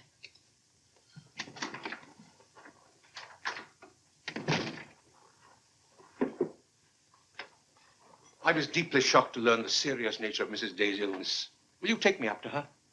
She's resting now. She can't be disturbed. The doctor will be back in a minute.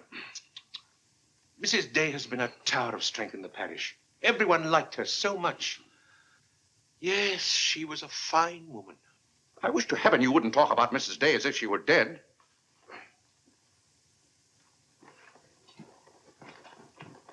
Is the doctor back yet? No. Does she need him? Well, she's kind of restless. She's talking in her sleep and twisting and turning.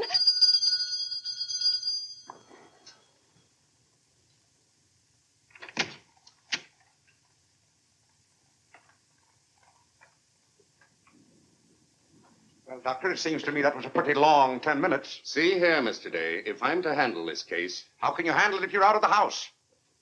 Who is this? It's Dr. Summers. How do you do? I felt that Mrs. Day's condition warranted my getting Dr. Summers here as soon as possible for consultation. I hope that meets with your approval. Why, yes, of course. Anything that can be done. Upstairs, Doctor. Pardon me.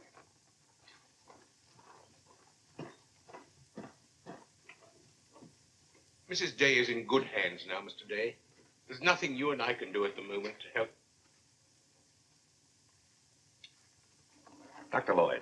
Yes? There's something that's troubling Mrs. Day's mind. Oh? I think you know what I refer to. Yes. You mean the fact that you've never been baptized? Yes, I gathered that you knew about it from your sermon last Sunday. But let's not get angry. I think something had better be done about it. Yes, Mr. Day? When the doctors get through up there, I want you to talk to Mrs. Day. I want you to tell her something. Why, I'd be glad to. You're just the man to do it.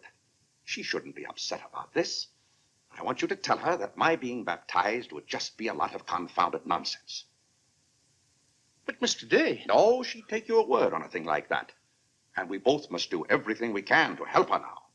But the solution is so simple. It would take only your consent to be baptized. That's out of the question. And I'm surprised that a grown man like you would suggest such a thing.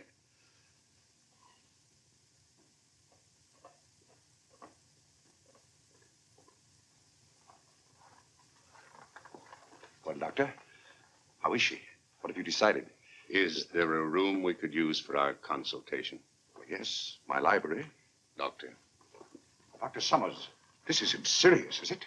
After we've had our consultation, we'll talk to you, Mr. Day. But surely... Rest assured, Dr. Summers will do everything that is humanly possible. We'll try not to be long.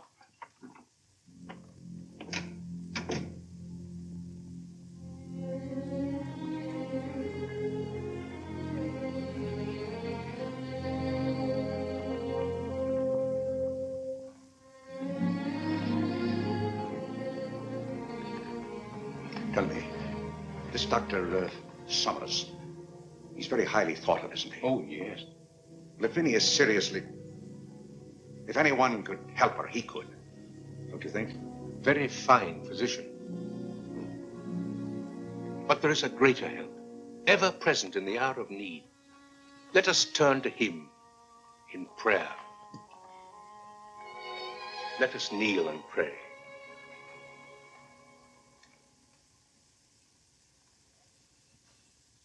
Let us kneel and pray.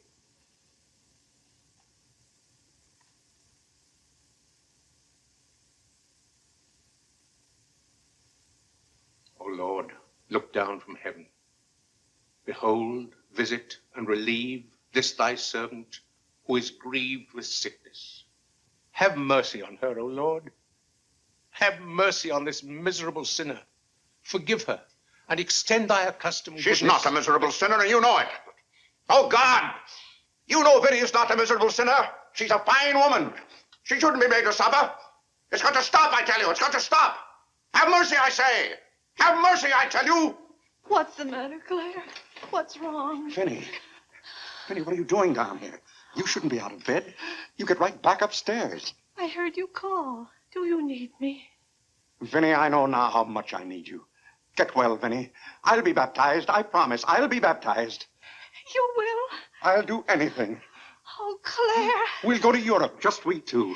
You won't have to worry about the children or the household accounts. Or... Vinny.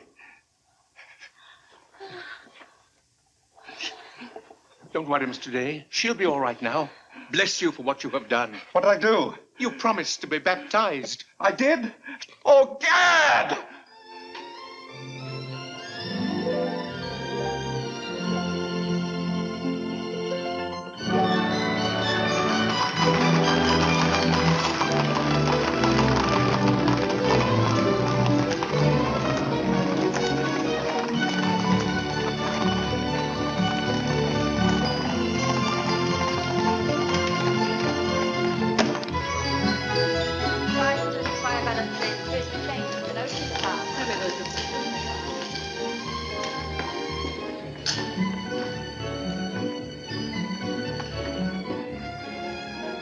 Isn't it drafty here, Mother? Shall I get your coat, Mother? The No, doctor said thank you you. mustn't take cold. I'm quite comfortable, thank you. Come on now, let's stay together. Holland, don't you get lost again. Aren't the hats lovely this year? Ostrich feathers. You wouldn't wear that hat, would you, Mother? I think that's very pretty. I think they're all pretty. Oh, I do need some pink silk thread. Oh, isn't this applique beautiful? Just arrived from Paris, madam. It's charming. What are you looking for, Mother? Oh, I'm just shopping. I think I'll just take a plain one. But this is the very latest. We've only had them in a few days. Remember, Mother, this is your first day out. You mustn't get too tired. No, I'm saving myself, dear. I have to. Cousin Cora's coming tomorrow. She is? Does Father know about it? Not yet. Is Mary coming too? Yes, dear. Holland, don't touch things. I'll bet you knew it. No, Look, I'm Mother, excited. just like Father's. Not tomorrow. Yes, it is, isn't Aren't it? the sleeves a little long? Exactly fits well like across the yours. shoulders. Come on now, Holland. Now take about my the hand. sleeve. Don't get lost again. Do we have any more of this material? Yes, we do. Dora doesn't Thank you. like you to touch things. This one is genuine imitation Dresden. The original design by Duryea. John, isn't this the darlingest thing? It's exactly what I've always wanted. How much is this lovely pug dog? $15, ma'am. $15? Gee whiz, Mother. We can buy a real-life bloodhound for $5. Oh, isn't he perfectly adorable? Oh, I shouldn't. I know I shouldn't. Mrs. Day. Oh, Mrs. Whitehead. How nice to see you. Are you quite recovered? Almost. This is my first day out. We've missed you at the church. You remember Mr. Morley? How do you do, Mrs. How do you do? Mr. Morley preached the Sunday Dr. Lloyd was ill. Oh, yes. I can't tell you how much I enjoyed your sermon. Even my husband enjoyed your sermon. We've just come from the board meeting of the Foreign Missions. I'm taking Mr. Morley home to lunch. I had to drop in here to pick up a purchase. I won't be a minute. Is your parish in the city? Yes, it's on the outskirts. My church is in Audubon Park. Oh, way up there. Oh, are you acquainted in Audubon Park? No, I don't believe we know a soul there. Mr. Morley, would this be possible? My husband, Mr. Day. If we lower the collar, it'll be a very fine fit. You won't find a better suit of clothes in the city for $15. Oh, it's not the price. It's the money. Thank you for holding it for me. You're welcome. Goodbye, Mrs. Day. I hope we meet again soon. Goodbye. It was very pleasant meeting you again. I think it was divine providence. I shall be delighted to be of service. Goodbye, Mr. Morley. Goodbye. May I work it? Oh, no, it's against the rules.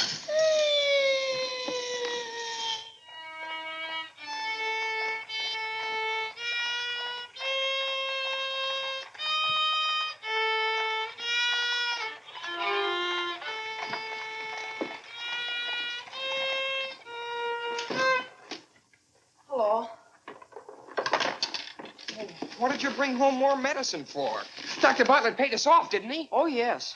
Oh, Jiminy, you scared me. I've got to take $15 right down to McCreary's. I bought a suit there this morning, and I said I'd have the money this afternoon. Gee, that's too bad. What's too bad? Well, you see, Clarence. What? Dr. Bartlett paid us off in medicine. Oh, Gad! Well, he thanked us, too, for our services to mankind. But my suit, I've got to have it tomorrow. And besides, they're making the alterations. I've got to have $15. Maybe you could offer them 15 bottles of medicine. Oh, they wouldn't take it. McCreary's don't sell medicine. Father. Vinny, I'm home.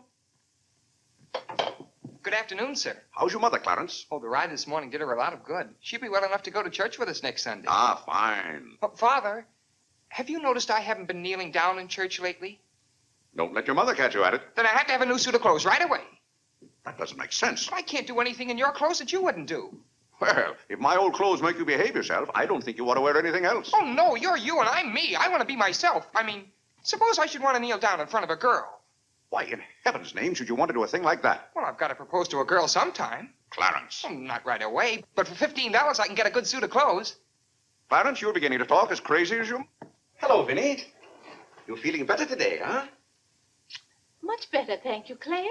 You don't have to hurry home from the office every day like this. With business the way it is, there's no use going to the office at all. Yes, you do look better, Vinny. What did you do today? Well, I got a carriage and took the boys for a ride, and we stopped in at McCreary's. And, oh, Claire, I've the most wonderful news for you. Who do you think I met? Mr. Morley. Morley? Never heard of him. Remember that nice young minister who substituted for Dr. Lloyd one Sunday? Oh, yes. Bright young fellow. Preached a good, sensible sermon. Short one, too. Ought to be more ministers like him. Well, Claire, his parish is in Audubon Park. You know, way up above Harlem. Nobody knows you up there. You'll be perfectly safe. Safe? Vinny, what the devil are you talking about? I've gone all over everything with Mr. Morley, and he's agreed to baptize you. Oh, he has. The young whippersnapper. Very nice of him. We can go up there any morning. We don't even have to make an appointment. Who said I was going to be baptized at all? Why, Claire, you did. Now, Vinny. You gave me your promise, your sacred promise. You said I'll be baptized. I promise I'll be baptized. Well, what if I did? Claire, aren't you a man of your word? Vinny, we all thought you were dying. So naturally I said that to cheer you up. As a matter of fact, the doctor told me that's what cured you. Well, it seems to me pretty ungrateful of you to press this matter any further. My being well has nothing to do with it. You gave me your word. You gave the Lord your word. And you're going to march yourself up to Mr. Morley's church some morning before you go to the office and be christened. If you think for 1 minute... What in the name of heaven is that? If you think I'm going to let you add the sin of breaking your solemn and sacred promise... I demand to know what that repulsive object is. It's perfectly plain what it is. It's a pug dog. What is it doing in this house? I wanted it and I bought it. You spent good money for that? Claire, don't try to change the subject. How much did you pay for that atrocity? I didn't pay anything for it. I charged it. Charged it? I might have known. How much was it? $15. $15? For that eyesore? Don't you call this lovely work of art an eyesore? It will look beautiful sitting on a red cushion by the fireplace in the living room. If that sits in the living room, I won't. Furthermore, I don't even want it in the same house with me. Get it out of here. Claire, you're not going to get out of this room until you set a date for your baptism. I'll tell you one thing. I'll never be baptized as long as that hideous monstrosity is in this house. All right. All right. Clarence. That pug dog goes back this afternoon, and he's christened first thing in the morning. You heard him, didn't you, Clarence? You heard him say that he'd be baptized as soon as I got this pug dog out of the house. You hurry right back to McCreary's with it, and be sure they credit us with $15. Oh, Mother, while we were at McCreary's, I happened to see a suit I'd like very much, and the suit was only $15. Well, Clarence, I'm afraid your suit will have to wait until after I get your father christened. Well, no, I meant that since the suit cost just the same as the pug dog, if I exchanged the pug dog for the suit... Why, yes. Then the suit wouldn't cost your father anything. Why, how bright of you, Clarence, to think of that. I'd better start right away before McCreary's closes. Yes. Now, let's see. If we're going to take your father all the way to Audubon Park... Clarence, on your way back, you stop at the livery stable and tell them to have a cab here at 8 o'clock tomorrow morning. Mother, a cab? Do you think you ought to? We can't walk all the way to Audubon Park. But you know what a cab does to Father. This is a very important occasion. All right. Get one of their best cabs, the kind they use at funerals. Well, those cost $2 an hour, and if Father gets mad... Well, if your father starts to argue in the morning, you remember. Oh, he agreed to it. We both heard him.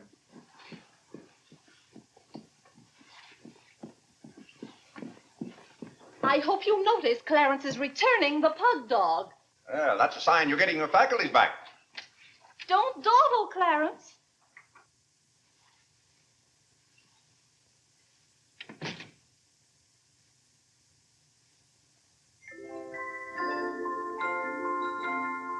Come to me, sweet Marie, not because your face is fair, dear to see, Vinny, it's good to hear you singing again. but your smile so pure and sweet makes my happiness complete, makes me falter at your feet, sweet Marie. Oh, on the way uptown, I stopped in at Tiffany's and bought you a little something. Thought you might like it. Claire! What a beautiful ring! I'm glad if it pleases you. Oh, Claire, how sweet of you. I don't know how to thank you. Well, it's thanks enough for me just to have you up and around again. You know, when you're ill, Vinny, this house is like a tomb. There's no excitement. That's the loveliest ring you ever bought me. Now that I have this, you needn't buy me any more rings. Well, if you don't want any more. What I'd really like now is a nice diamond necklace.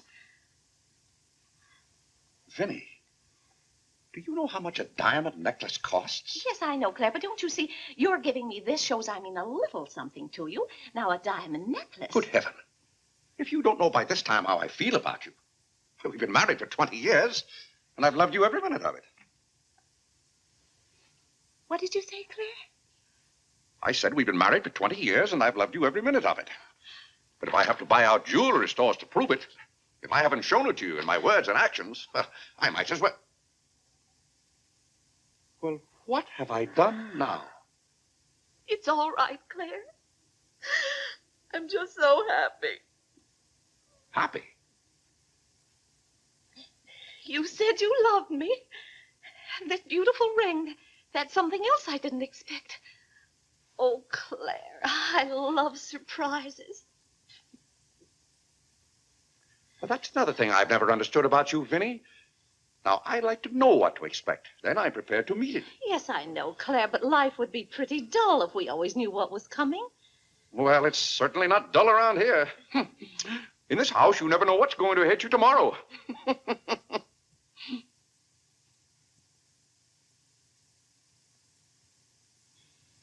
Every daisy in the dell knows my secret, knows it well, and yet I dare not tell thee, sweet Marie,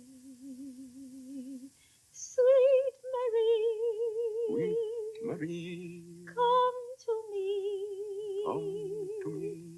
not because your face is fair, love to see. love to see.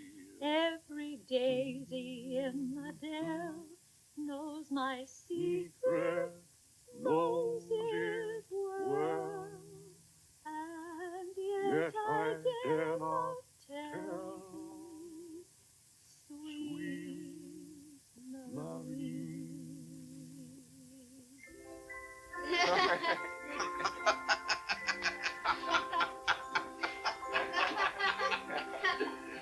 Well, then, Harlan, the very... Who are you? What's your name? Margaret, sir. Can't be Margaret. We've got one Margaret in the house.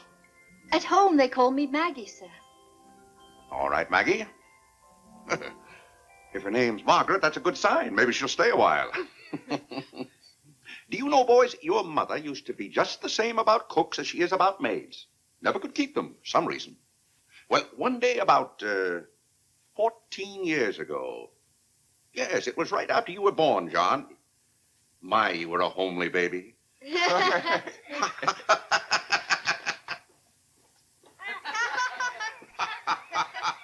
Thank you, Margaret. Good morning, boys. Good morning, Good morning, Mother. Good morning, Claire. Morning, Vinny. Why, you look as though you were dressed for a wedding. Do I, dear? Yes. Have a good night? Yes, thank you, Claire. Sit down, Vinny. Sit down, boys. Oh, thank you, Clarence. Well, seems to me everyone's all dressed up this morning. What's on the program for this fine day? Well, this afternoon, May Lewis's mother is giving a party for everyone in May's dancing class. Harlan's going to that. I don't want to go, Mama. Harlan, don't you want to go to a party and get ice cream and cake? May Lewis always tries to kiss me. When you get a little older, you won't object to girls wanting to kiss you. Will he, Clarence?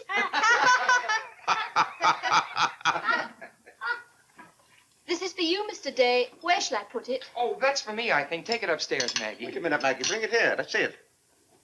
See, it's for me, Father Clarence Day, Jr. Let me look. Well, that's from McCreary's.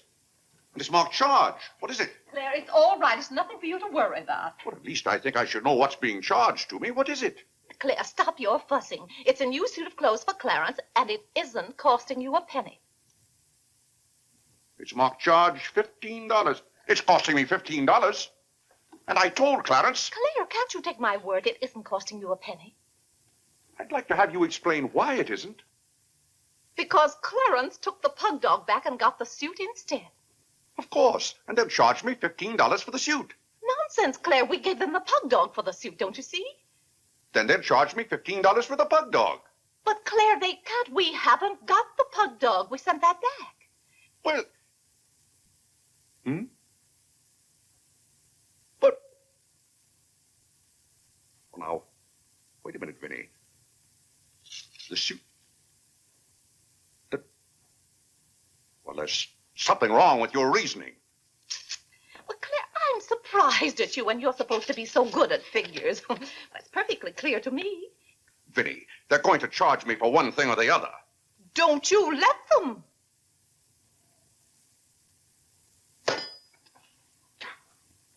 Well, McCreary's aren't giving away suits and they aren't giving away pug dogs. Why, it should be clear to a child that if Clarence sent the pug dog back, they... What? I will not have that botanical freak in this room. John, have you been going around this town selling medicine? Yes, Mother. Dog medicine? No, Mother, not dog medicine. This letter from Mrs. Sprague says you sold her a bottle of this medicine and that her little boy gave some of it to their dog and it killed him. Now she wants $10 from us for a new dog. Here, let me see that letter. Well, he shouldn't have given it to a dog. It's for humans. Why, it's Bartlett's beneficent balm made from a secret formula. Have you been going around among our friends and neighbors selling some patent nostrum? But it's good medicine, Father. I can prove that by Mother. Vinny, what do you know about this? Well, nothing, Claire. But I'm sure John didn't. No, I mean that day Mother was... That's enough. You're going to every house where you sold a bottle of that concoction and buy it all back. But it's $1 a bottle. I don't care how much it is. Here, I'll give you the money now. How many bottles did you sell? 128. 128? Claire, I always told you John would make a good businessman. Young man, you'll have to come down to my office with me. I'll give you the money to buy back that medicine. $128. And $10 more for Mrs. Sprague's dog. That's $138. Thank you, Vinny. But it's all coming out of your allowance. That means that you'll not get another penny until the whole $138 is paid up. I'll be 21 years old. Oh, Gad! What's the matter, Claire? What's wrong?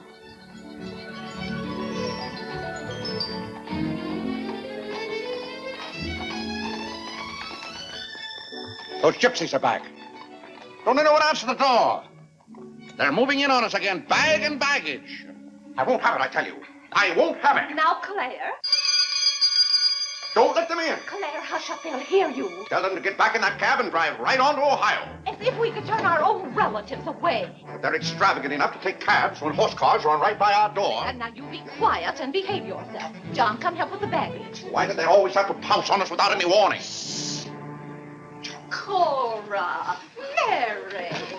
Well, it's so good to have you back again. How are you, Vinny? We've been so worried about you. Oh, I'm fine now. Did you have fun in Springfield? Oh, yes, wonderful. Was it? John. My, you're still growing. Thank you, Cousin John, Cora. go get the baggage. There's Hello. Whitney. How are you, darling? Fine, thank you. And little Harlan. Hello. Have you been a good boy? No. Claire, the girls are here. Cousin Claire, here we are again. My, it's so nice to be back. How do you do, Mr. Day? How do you do? Come and sit down and have some breakfast with us. Oh, we had breakfast at the depot. Well, we practically finished ours. I haven't finished my breakfast. Well, then sit down, Claire.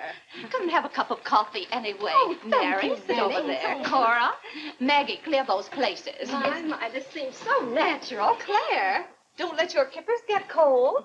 Maggie, serve some coffee. Yes. Where's Clarence? Well, he must be upstairs moving his things so you can have his room again. Oh, Vinny, we can't stay overnight.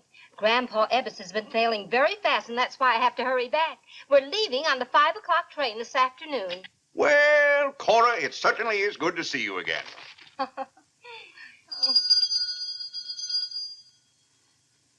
Well, who can that be? Well, this time it can't be another special delivery letter for Clarence. While you were in Springfield, our postman was kept pretty busy. It's the cab, ma'am. Cab? What cab? The cab that's to take us to Audubon Park. Oh, who's going to Audubon Park? We all are. Cora, the most wonderful thing has happened. Claire is going to be baptized this morning.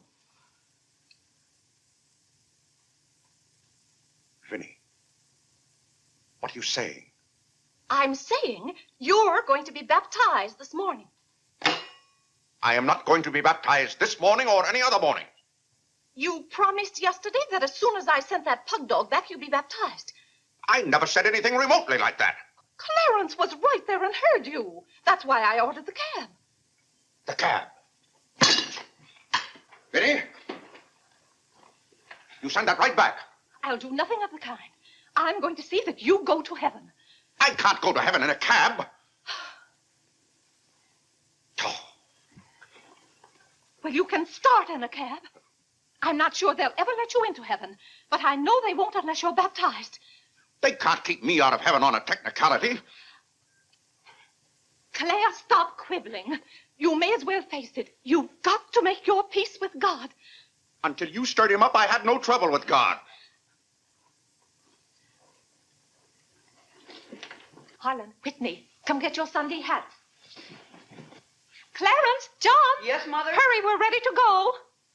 Oh, my prayer book. Harlan, come let me fix your tie. Vinny, are you mad?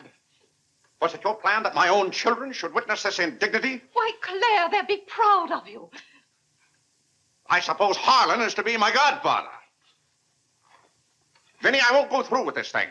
That's final. Well, Claire, dear, if you feel that way about it. I do. Then we won't take the children with us. I'm not talking about the children. I'm ready, Mother. Oh, John. Vinny, I haven't time for anything like that this morning. I've got to take John down to my office with me and give him the money to buy back that dog medicine. But it wasn't dog medicine, sir. Young man, we're starting downtown this minute. You'll do no such thing.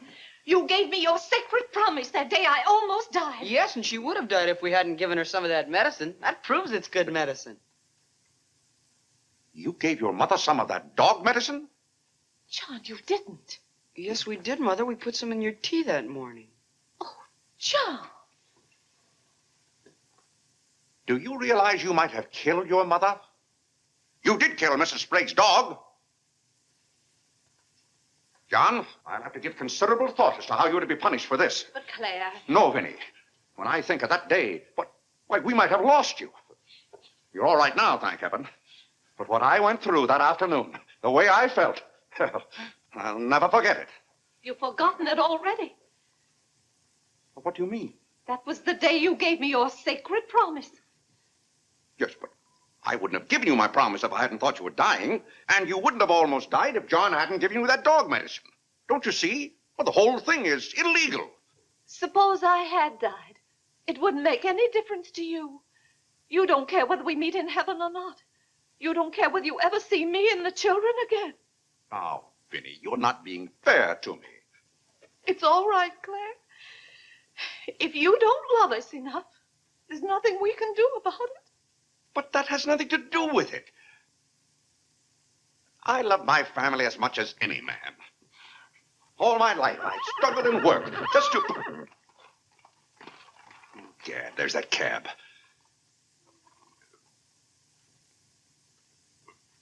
Vinny, you're not well enough to go all the way to Audubon. Oh, I'm well enough if we ride. But that trip would take all morning. And those cabs cost $1 an hour. This is one of their best cabs. This costs $2 an hour. Well, then why aren't you ready? Get your hat on. Oh, tarnation! Hallelujah! Amen! Young lady, if it hadn't been for you, no one would have known whether I was baptized or not.